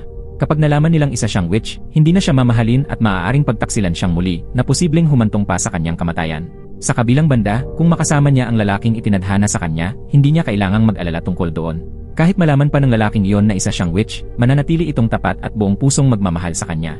Bago siya umalis, pinaalalahanan pa ng Dark Witch si Cho Hong na manatiling gising. Binalaan siya na huwag masyadong magtiwala sa pag-ibig mula sa mga tao. Lubhang nalito si Cho Hong dahil sa dalawang lalaking nasa buhay niya. Samantala, patuloy pa ring nagsasaliksik ang sekretaryo ni Sung Tae tungkol sa negosyong lugawan ng pamilya ni Cho Hong. Magsimula siya kay Cho Hong ngunit wala siyang ideya kung sino ang mga magulang nito. Ngunit isang araw, may narinig ang mga tao na iyak ng sanggol mula kina lola at tiyahin ni Cho Hong. Pinag-isipan ng mga tao na baka inampon lang nila ito. Bago pa man pumasok si Cho Hong sa elementarya, nagdadala na siya ng tray para maghatid ng pagkain. Ang tingin ng mga tao ay pinagtatrabaho siya ng maaga, na isang uri ng pagsasamantala sa menor de edad. Dahil galing sina lola at tiyahin ni Cho Hong sa malayong lugar, marahil ay hindi nila alam ang tungkol sa karapatan ng mga bata. Ngunit sa totoo lang, gusto talaga ni Cho Hong na tumulong sa kanila simula pa noong bata pa siya.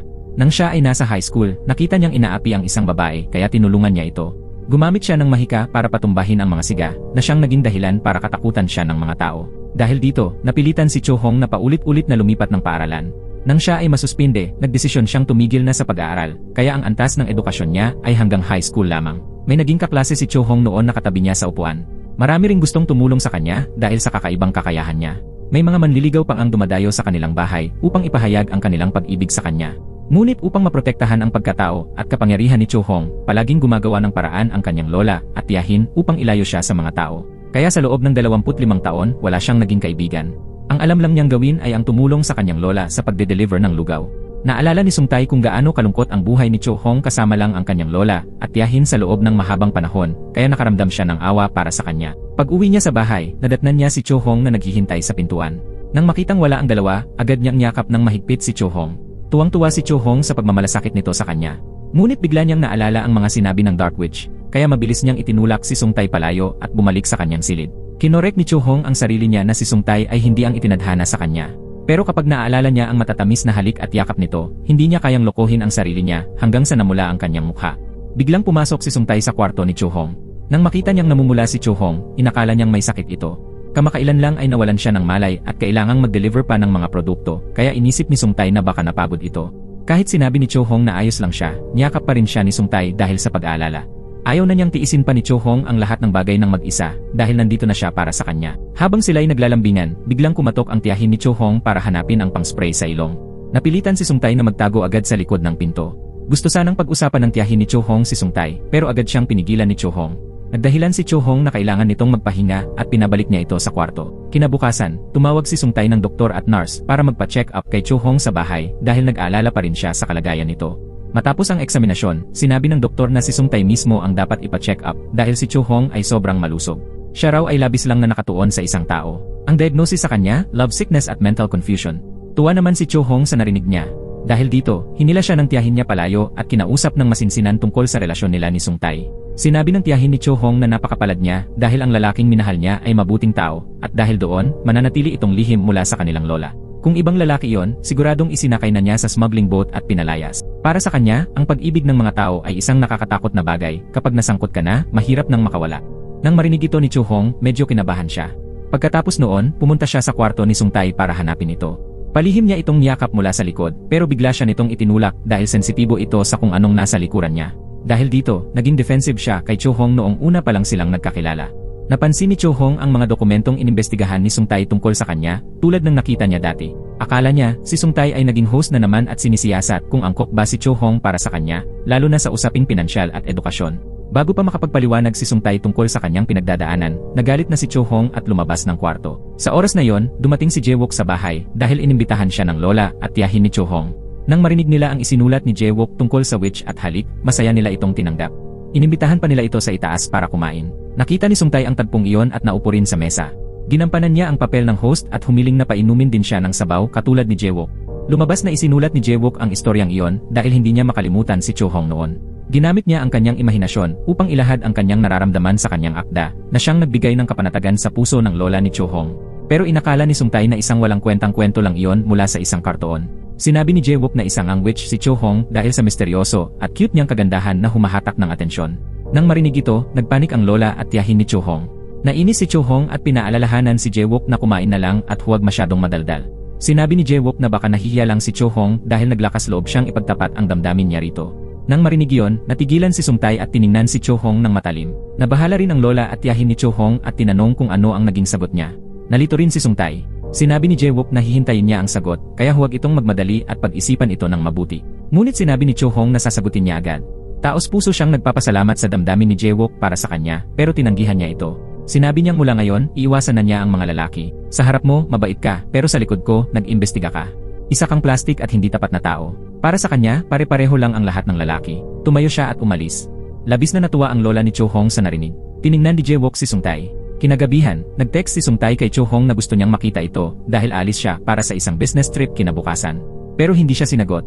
Pagbukas niya ng pinto, nakita niya si Cho Hong sa harap ng kanyang kwarto. Nagkasundo silang lumabas para mag-usap. Gusto ni Cho Hong na marinig ang buong paliwanag ni Sung Tae at ayaw na niyang marinig pa ang kahit anong kasinungalingan. Ikinuwento ni Sung Tae na dinukot siya noong bata pa siya. Bumalik siya pagkaraan ng 3 araw pero hindi kailanman nahuli ang kriminal. Ang driver na dapat sana'y nagbabantay sa kanya ay naaksidente at nakoma ng 25 taon. Walang nakakaalam kung ano talaga ang nangyari sa loob ng 3 araw na yon. Umuulan ng malakas noon. May kutsilyong nakatutok sa kanyang dibdib.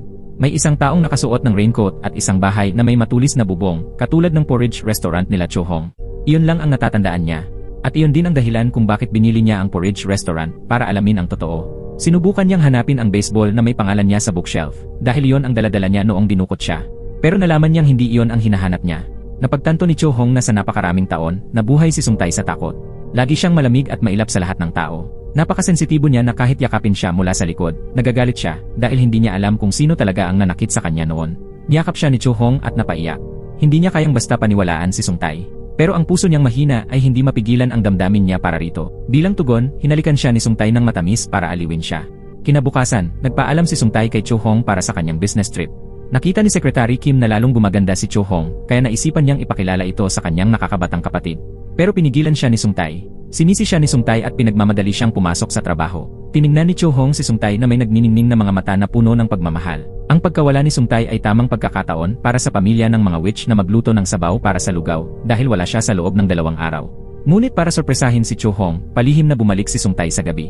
Pagkatapos ng kanyang schedule, naghanda rin siya ng regalo para kay Cho Hong. Maingat na ginamit ng tiyahin ni Cho Hong ang mahika para isara ang lahat ng pinto bilang paghahanda sa pagluluto ng sabaw ng witch. Habang abala ang pamilya ng mga witch sa paggawa ng mahika, dumating na rin si Sung Tae sa bahay. Nang makita niyang nakasara ang pinto, dumaan siya sa likurang pinto. Pinilit niyang buksan ito para makapasok. Nang paakyat na siya ng hagdan, aksidente siyang napadaan sa kusina. Ang makukulay at kakaibang liwanag at ilang tunog ang nagpakuryoso kay Sung Tae kaya lumapit siya sa kusina.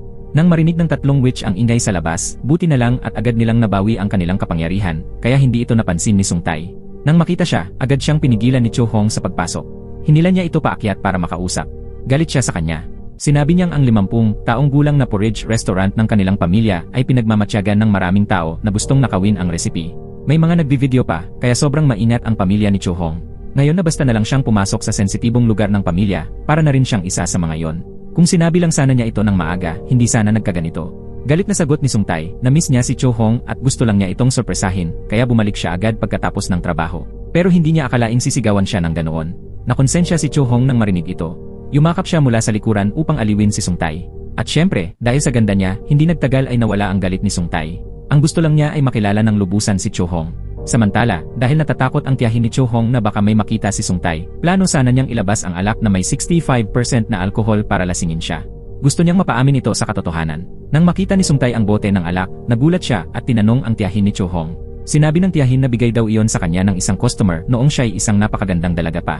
Itinago niya iyon hanggang ngayon. Sabi ni Sung Tae, napakamahal ng ganong klaseng alak. Maaaring umabot sa mahigit 200 milyong won ang halaga nito ngayon. Pagkarinig noon, nagbago agad ang isip ng tiyahin at lola ni Cho Hong at ayaw na nilang ipainom iyon sa kanya. Nagmadali silang itago ang mamahaling bote ng alak. Samantalang si Cho Hong at Sung Tae ay palihim na naghahalikan. Nang marinig nila ang paalala ng tiyahin ni Cho Hong, bigla silang naghiwalay at tumayo.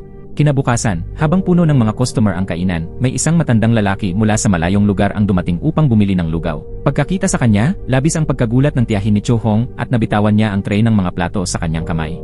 Pagkatapos noon, nagtago ang tiyahin ni Cho Hong sa isang sulok at tahimik na umiyak. Napansin ito ng matandang lalaki at lumapit para tanungin kung anong nangyari, pero tila hindi niya ito nakilala. Pagkatapos ay nagpaalam siya sa tiyahin ni Cho Hong at umalis. Lalo lamang itong ikinalungkot ng tiyahin ni Cho Hong dahil hindi siya naalala ng lalaki. Maging ang paborito niyang ulam na pata ay ayaw na rin niyang kainin. Ang matandang lalaking iyon ang pag-ibig na hindi niya makalimutan noong kanyang kabataan. Noon, isa siyang napakagandang dalaga na hinahangaan ng maraming lalaki. Maging mga manunulat at mga maharlika ay nabighani sa kanyang alindog, pero lumambot ang puso niya sa isang gwapong lalaki. Kahit kilala itong manloko ng ibang tao, minahal pa rin niya ito ng buong puso. Naranasan nila ang isang matamis na pag-ibigan. Akala niya ito na ang kanyang itinakdang kapareha. Ngunit nang matuklasan ng lalaki ang pagiging kakaiba niya, hindi niya ito matanggap at iniwan siya sa takot. Mula noon, hindi na ito muling lumingon pa. Nag-iwan ito ng malalim na sugat sa puso ng tiyahin ni Cho Hong. Dahil hindi niya matanggap ang sakit ng nakaraan, umalis siya sa bahay para hanapin ang kapayapaan. Naramdaman ng lola ni Cho Hong na hindi na kayang mag-isa ng tiyahin ni Cho Hong, kaya ipinasa niya ang lugawan kay Cho Hong. Pagkatapos noon, umalis ang lola ni Cho Hong upang hanapin ang tiyahin niya. Akala ni Sung Tai ay maginhawa na siya sa piling ni Cho Hong, ngunit bigla na namang dumating si Jae Wook. Inupahan siya ng lola ni Cho Hong para tumulong sa pamamalakad ng lugawan. Nang makita ito ni Sung Tai, hindi siya basta-basta sumuko. Sabay na nagsuot ng apron ang dalawang lalaki para magsilbi sa mga customer ni Cho Hong. Sobrang tensyonado ang paligid. Hindi rin nakaligtas si Secretary Kim kay Sung Tai, napilitan siyang maging tagahatid ng mga order. Nang magreklamo si Secretary Kim na 40 degrees ang init at pagod na siyang mag-deliver, inalok ni Cho Hong na siya na lang ang mag-deliver. Pero hindi kayang tiisin ng dalawang lalaki na mapagod siya. Kaya naman nagpatuloy ang kanilang bangayan sa harap ni Cho Hong. Dahil ayaw magparaya ng alinman sa kanila, napilitan si Cho Hong na hatiin ang mga delivery para sa dalawang gwapong lalaki. Kinagabihan, sabay-sabay silang kumain ng hapunan. Matapos ang isang araw ng trabaho, na-curious si Secretary Kim sa karugtong ng kwento ni Jae Wook tungkol sa witch at ang halik. Tungkol ito sa isang lalaking bida na natuklasang ang kanyang iniibig ay isang witch. Nais niyang malaman kung paano haharapin ng lalaking bida ang katotohanang iyon. Nang marinig ito ni Cho Hong, marami siyang naiisip sa kanyang puso. Nang mapansin ni Sung Tai na parang pagod si Cho Hong, gumawa siya ng dahilan para pauwiin sina Secretary Kim at Jae Wook upang magkaroon sila ng oras na silang dalawa lang. Tinanong siya ni Cho Hong kung ano ang opinyon niya tungkol sa kwento ng pag-ibig ng witch na isinulat ni Jae Wook. Tumawa si Sung Tai at sinabing parang pambata lang iyon. Hindi raw niya ito nakitang kawili-wili. Nagalit si Cho Hong sa sagot ni Sung Tai. Napasigaw siya sa inis pero hindi maintindihan ni Sung Tai kung bakit. Akala niya pa naman ay magkakaroon sila ng oras na sila lang kapag wala ng tao sa bahay.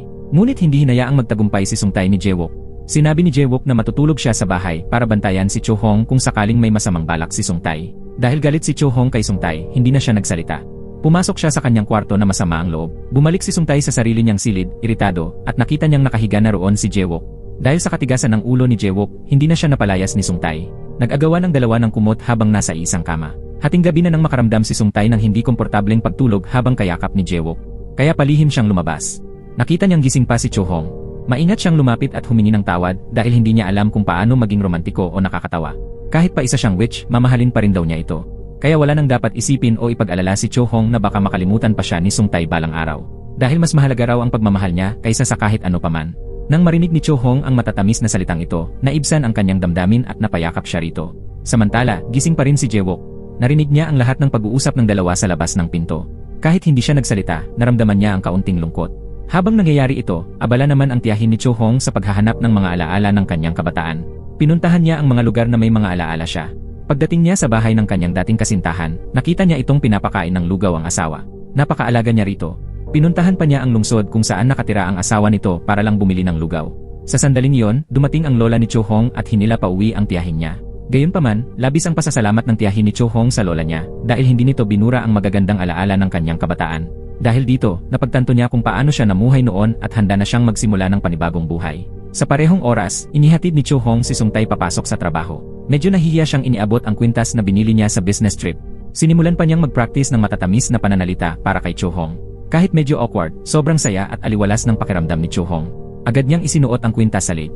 Lalong luminaw ang marka ng rosa sa kanyang dibdib. Pagsapit ng alas 10 ng gabi, nagpunta silang dalawa sa sinehan. Ngunit naging magulo ang sinehan dahil sa kanila. Dahil habang maraming tao sa paligid, walang pakialam silang nagpapakita ng lambingan. Naroon din si Secretary Kim na nagkataong nanonood. Pinilit niyang paalalahanan ang dalawa kaya bigla silang naghiwalay. Magkahawak kamay na pumasok sa elevator ang dalawa nang hindi napansin ang karatulang under repair. Bigla na lang yumanig ang elevator at bumagsak. Nagpanik sila at nagyakap.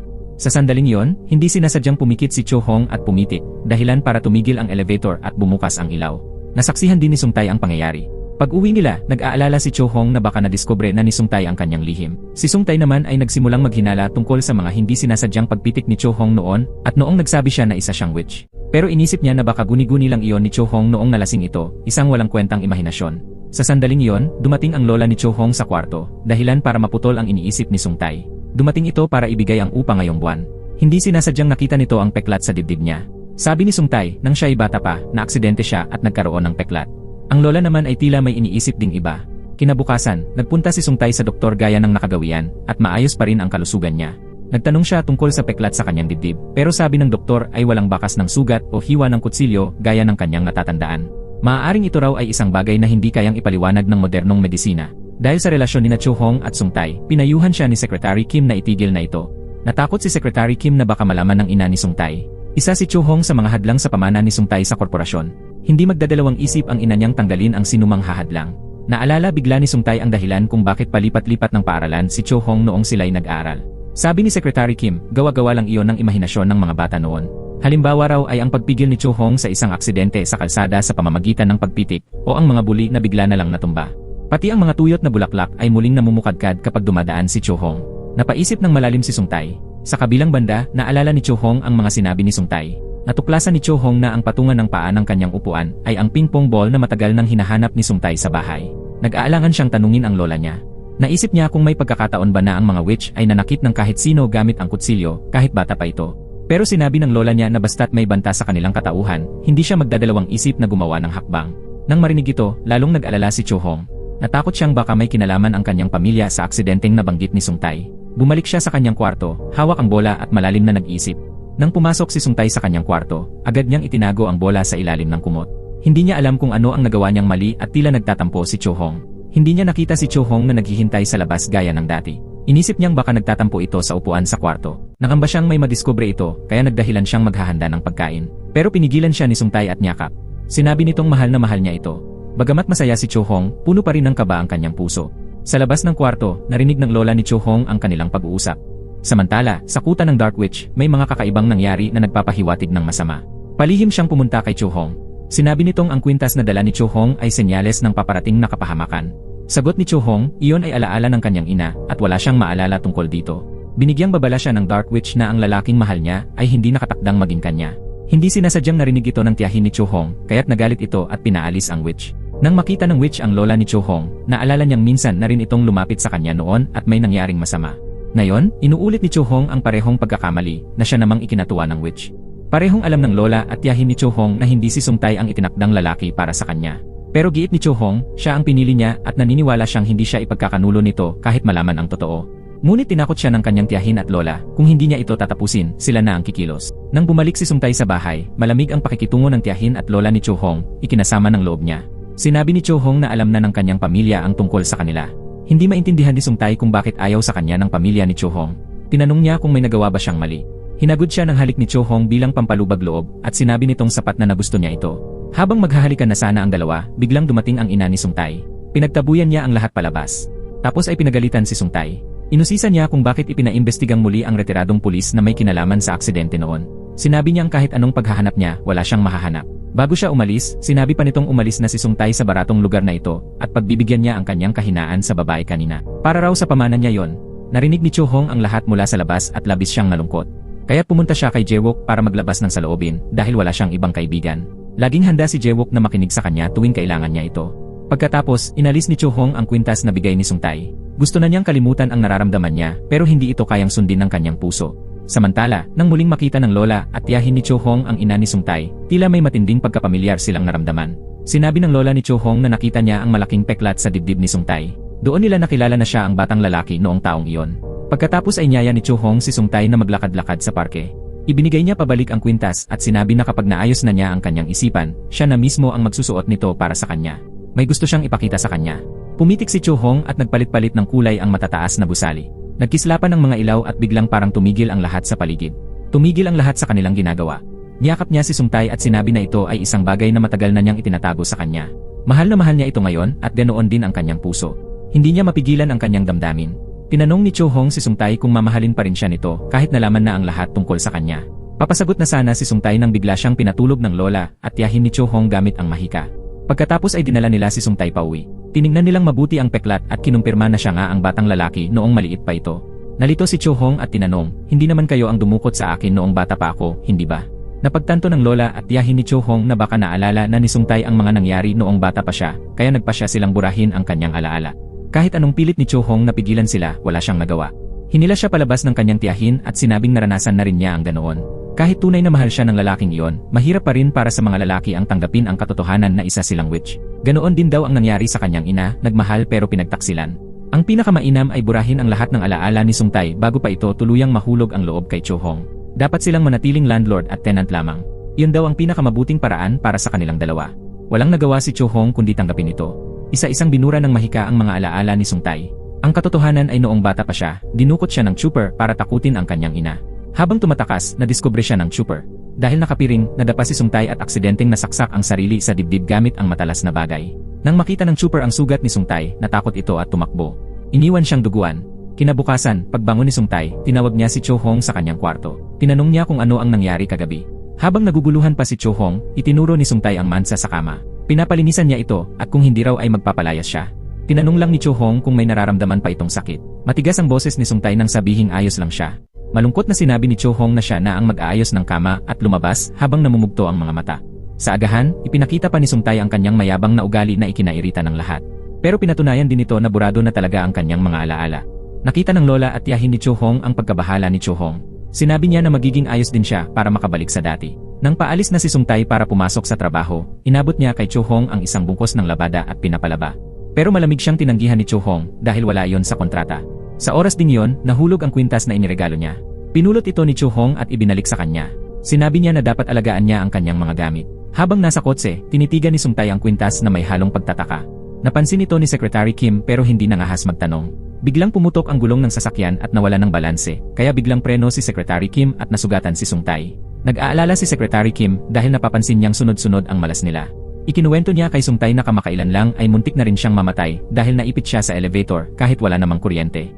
May narinig din siyang magkasintahan na naipit din doon pero sinuwerte at nakaligtas. Dahil dito, naalala ni Sungtay ang insidente nila ni Cho Hong. Sa oras din yon, nakikipag-inuman si Cho Hong kay Jae-wook para maibsan ang lungkot. Dahil sa itsura ni Cho Hong na lasing, minura ni Jae-wook si Sungtay sa isip. Nang marinig ito, pinagalitan siya ni Cho Hong. Pero sakto namang dumating si Sungtay at nakita ang dalawa na tila masyadong malapit sa isa't isa. Dahil dito, nagalit si Sungtay at binuhat si Cho Hong pauwi, habang naiwan si Jae-wook na napabuntong hininga. Pag-uwi, dinala ni Sungtay si Cho Hong sa kanyang kwarto. Dahil lasing si Cho Hong, hindi nito napigilang hawakan si Sungtay. Sinabi niyang kahit nakalimot na siya, si Cho Hong ay patuloy na magmamahal sa kanya. Pagkatapos ay hinila niya si Sungtay at hinalikan ito sa labi. Sa oras na ito, tinawag si Sungtay ng lola ni Cho Hong para kausapin ng pribado. Inalok niya si Sungtay na ipambayad sa renta ang mga mahal na bote ng alak na dati niyang pinahahalagahan. Ang totoo, gusto niya itong paalisin. Pero tumanggi si Sungtay at sinabing gusto niya ang lugar na yon at hindi siya lilipat. Agad siyang bumalik sa kwarto. Bigla na lamang sumakit ang kanyang dibdib. Dahil sa sugat, bumulagta siya sa harap ng tindahan ng lugaw. Dahil sa matinding pagdurugo ni Sungtay, nagtungo ang lola ni Cho Hong sa lungga ng Dark Witch upang pilitin itong maghanap ng paraan upang mailigtas siya. Binigyan ng witch ng kutsilyo si lola at sinabi na kailangan niya ang buhok ng isang dalagang babae at buhok ng isang bagong silang na sanggol. Doon kinuha ni lola ang buhok ni Cho Hong para mailigtas si Sungtay. Sa huli, itinarak niya ang mahika sa sugat ni Sungtay. Dahil naglalaman ng buhok ni Cho Hong ang mahikang ginamit, dumaloy ang dugo ng isang witch sa katawan ni Sungtay. Kaya naman nagawa niyang sirain ang harang na nilikha ng kanyang tiyahin para ikandado ang pinto noong nakaraan. Matapos ang insidenteng iyon, binura ni Cho Hong ang kanyang alaala. Pero may natira pa ring bahagyang alaala si Sungtay kaya bumalik siya sa bahay na yon. Natakot ang dalawa na dahil may dugong witch si Sungtay, baka hindi na naman umubra ang mahikang pambura ng alaala. Kagigising lang ni Cho Hong mula sa hangover. Tinakpan niya ang kanyang mukha sa hiya habang naalala ang naganap kagabi na naglakas loob siyang umamin ng damdamin kay Sungtay. Hindi lang yon, hinalikan pa niya ito ng walang hiya. Kinabukasan, ramdam pa rin ng tiyahin ni Cho Hong ang pagkabahala sa pagbisita ng Dark Witch. Gumagamit ito ng itim na mahika. Bagamat tumutulong siya sa ibang witch na lutasin ang kanilang problema, ang tunay niyang layunin ay agawin ang kanilang kapangyarihan, kaya maraming nawawala at nalulubog sa dilim. Nagduda ang tiyahin ni Cho Hong na ang pagtanggap ng Dark Witch sa kahilingan ni Sungtay ay may mas malalim na dahilan. Samantala, iniisip pa rin ni Cho Hong ang nakakahiya niyang ginawa kagabi, kaya nagtungo siya sa kwarto ni Sungtay para magpaliwanag. Ngunit inakala ni Sungtay na siya ang dahilan kung bakit ito galit dahil sa pag-amin niya ng damdamin. Hindi niya alam na siya mismo ang unang nagsabi na gusto niya si Cho Hong. Habang paalis si Sungtay papunta sa trabaho, naiwan niya ang cellphone sa kwarto. Napansin ito ni Cho Hong at agad niya itong sinundan. Sa puntong iyon, may sasakyang paparating ng mabilis. Nasa bingit ng kamatayan si Sungtay nang igalaw ni Cho Hong ang kanyang daliri at gamitin ang mahika para iligtas siya. Nang makita ni Sungtay na nakatulala si Cho Hong, agad niya itong niyakap. Sinabi niyang ayos lang siya kaya huwag na itong mag-alala. Nakita ng maraming tao ang tagpong iyon. Samantala, sa kuta ng Dark Witch, unti-unti nang gumagana ang sumpang inilagay niya kay Sungtay noong bata pa ito. Habang nakikita niyang masaya si Sungtay sa piling ni Cho Hong, nagtipon ang tatlong witch para pag-usapan ang mga pangyayari. Napagtanto nila na hindi tuluyang nabura ang alaala ni Sungtay. Doon nalaman ni Cho Hong ang totoo, noong bata pa siya, iniligtas ni na lola at tiyahin si Sungtay gamit ang mahika, hindi upang saktan siya. Dahil ibinuhos nila ang lahat ng lakas sa pagsalba kay Sungtay, humina ang kanilang kapangyarihan. Noong panahong iyon, naging kakaiba ang lasa ng lugaw sa tindahan, kaya pansamantalang isinara ito ni lola. Nang malaman ito, niyakap ni Cho Hong ang kanyang lola ng buong puso.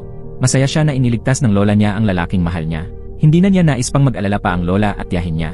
At kahit pa isang witch siya, handa siyang isuko ang pag-ibig na ito. Sa kabilang banda, unti-unting naalala ni Sungtay ang lahat. Alam na niya ngayon kung sino ang tunay na may sala, ang Draber na matagal na niyang inakalang tagapagligtas. Noong bata pa siya, ginamit siya ng Draber bilang panakot sa pamilya niya, kaya siya napahamak. Hanggang ngayon, nasa kanyang dibdib pa rin ang pilat na iniwan ng aksidente. Matapos noon, tinawagan ni Sungtay si Cho Hong. Hiniling niyang dalhin ito sa opisina ang mga dokumentong naiwan niya. Ginamit niya itong dahilan para imbitahan siyang mag-lunch. Ngunit sa loob ng puso ni Cho Hong, napagpasyahan na niyang tapusin ang lahat. Iminungkahi niyang bayaran ang buong renta para makalipat si Sungtay sa mas maayos na tirahan. Nagkunwaring walang alam si Sungtay. Sinabi niyang gusto niya sa bahay na yon at hindi siya aalis kahit papaalisin siya. Bukod pa rito, bilang may-ari ng bahay, wala siyang pakialam sa sasabihin ng iba. Napabuntong hininga si Cho Hong. Alam niyang mahirap iwasan si Sungtay pero sisikapin niyang panatilihin ang distansya bilang nangungupahan. Ngunit tila nababasa ni Sungtay ang kanyang iniisip. Dumating ang ina ni Sungtay at sinabing kailangan nitong bumiyahe para sa bagong posisyon sa kumpanya. Tumutol si Sungtay. Ibinunyag niya ang isang lihim na labis na ikinagulat ng kanyang ina, naalala na niya ang lahat. At higit pa rito, ang ina pala mismo ang nag-utos sa Draber na kidnapin siya. Ginawa ito ng ina upang subukin ang ama, upang hindi ito iwan para sa ibang babae. Ngunit nasangkot si Sungtay sa aksidente. Nagkaroon ng matinding konsensya ang ama kaya nanatili silang isang pamilya. Pero hindi matanggap ni Sungtay ang ginawa ng ina sa kanyang buhay. Gusto na niyang labanan ito. Sa sandaling iyon, biglang sumakit ang kanyang dibdib at nawalan siya ng malay. Samantala, nadiskubre ni na Lola at tiyahin ni Cho Hong ang tunay na plano ng Dark Witch, na ang kaluluwa ni Sungtay ay isinelyo niya upang pag nalaman nito ang katotohanan, darating ang tunay na kamatayan. Ito rin ang dahilan kung bakit hindi pa nawawala ang pilat. Aksidenteng narinig ni Cho Hong ang usapan. Labis siyang nagulat. Sa sandaling iyon, nakatanggap siya ng tawag mula kay Secretary Kim. Sinabi nitong nasa kritikal na kondisyon si Sungtay at walang makitang dahilan. Pagkarating sa ospital, nakita ni Cho Hong ang walang malay na si Sungtay sa kama. Galit na galit siya kaya agad siyang nagtungo sa tirahan ng Dark Witch. Nang makita siya nito, naalala ng Dark Witch ang ina ni Cho Hong na minsang dumating sa kanya na wasak at naghihirap dahil ang lalaking minahal niya ay itinakdang mamatay. Galit na nagtungo si Cho Hong sa Dark Witch upang bawiin ang kapangyarihan na kinuha nito mula sa ibang mga witch. Sunod-sunod na sinira ni Cho Hong ang lahat ng kanyang makita. Ayaw ng Dark Witch na mawala ang bunga ng libong taon niyang pagsisikap. Kaya inatake niya si Cho Hong. Buti na lang at dumating sa oras sina Cha at Lola upang iligtas siya. Ginamit ng tiyahin ni Cho Hong ang mismong mahika ng Dark Witch upang hindi diretsong salagin kundi itutok sa mga bote ng kapangyarihan na lahat ay nagkabasag-basag. Dahil dito, nabasag ang madilim na sumpa. Bumalik sa mga witch ang kani-kanilang mahika. Hindi rin nakaligtas si Sungtay. Natanggal ang selyo sa kanya. Bigla siyang nagising mula sa bingit ng kamatayan at muling nabuhay. Pagbalik ni Sungtay, misteryosong naglaho ang buong pamilya ni Cho Hong. Kahit anong gawin ni Secretary Kim para hanapin sila, wala siyang natunton. Bumalik si Sungtay sa bahay na wala ng laman at pinagmamasdan ang bawat sulok nito habang rumaragasa ang mga alaala. Dumating rin si Jae-wook upang hanapin si Cho Hong, ngunit iniwan lang siya nito ng isang mensahe. Dalawang malungkot na lalaki ang naupong magkasama habang umiinom. Isang taon ang lumipas, matapos ang matagal na paghahanap, natagpuan din ni Sungtay ang babaeng may kakaibang kakayahan, bitbit ang maraming bandehadong mainit na lugaw, kasama ang kanyang lola at tiyahin sa isang maliit na karinderya sa gilid ng kalsada. Nilapitan niya ito. Ipinahayag ni Sungtay kung gaano niya ito na-miss. 2 beses siyang iniligtas nito sa kamatayan. Kahit panabura ang kanyang alaala, hindi niya makalimutan si Cho Hong. Nagkunwaring walang alam si Cho Hong sa mga sinasabi niya. Ipinakita ni Sungtay ang kwintas na noon pa niya ipinangakong ibibigay kay Cho Hong. Nais niya na bumalik na ito sa tahanan kasama ang kanyang lola at tiyahin. Napaluha ang dalawa at niyakap ang isa't isa nang mahigpit sa gitna ng mataong palengke. Ang tindera ng manok na minsang lihim na nagtangkang malaman ang sikreto ng resipi ay mayroon ng ayong tanyag na pampamilyang resipi ng manok. Sa kabilang banda, matapos ang maraming pagsusumikap, naging matagumpay na manunulat si Jae-wook ng mga sikat na kwento. Sa wakas, muling nagsama-sama ang buong pamilya ng mga witch sa ilalim ng kanilang pamilyar na bubong at namuhay ng masaya. Si Lola at ni Cho Hong, kahit na halos mabuang na sa araw-araw na panonood ng lambingan ng magkasintahan, ay masaya pa rin sa kanilang puso. At dito nagtatapos ang pelikula. Maraming salamat sa panonood. Hanggang sa muli, paalam.